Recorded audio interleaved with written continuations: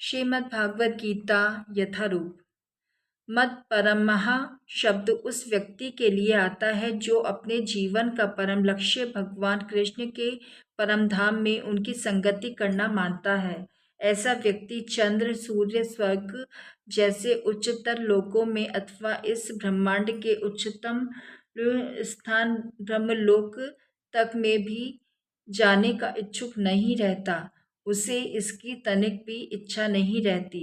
उसकी आसक्ति तो आध्यात्मिक आकाश में जाने में रहती है। आध्यात्मिक आकाश में भी वह ब्रह्म ज्योति से तादात्म्य प्राप्त करके भी संतुष्ट नहीं रहता, क्योंकि वह तो सर्वोच्च आध्यात्मिक लोक में जाना चाहता है, जिसे कृष्ण लोक या गोलोक वृंदावन कहते हैं। उसे उस लोक का पूरा ज्ञान रहता है, अतः वह अन्य किसी लोक को नहीं चाहता।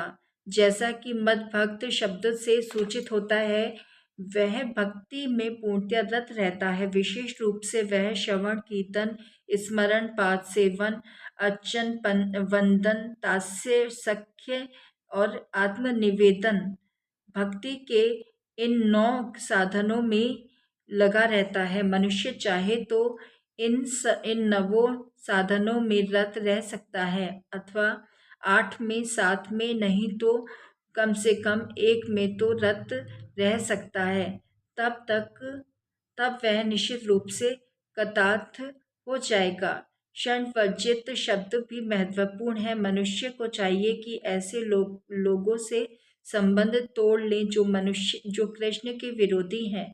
न केवल नास्तिक लोग कृष्ण के विरुद्ध रहते हैं, अपितु वह भी है जो सकाम कर्मों तथा मनोधर्म के प्रति आसक्त रहते हैं। अतः भक्ति रसामृत में शुद्ध भक्ति का वर्णन इस प्रकार हुआ है।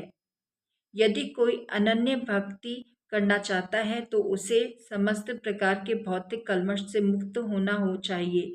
उसे ऐसे व्यक्तियों से दूर रहना चाहिए जो सकाम कर्म तथा मनोधर्म में आसक्त है। ऐसी अवांछित संगति तथा भौतिक इच्छाओं के कल्मश से मुक्त होने पर ही वह कृष्ण ज्ञान का अनुशीलन कर सकता है, जिसे शुद्ध भक्ति कहते हैं। आनुकूल्यस्य संकल्पः प्रातिकूल्यस्य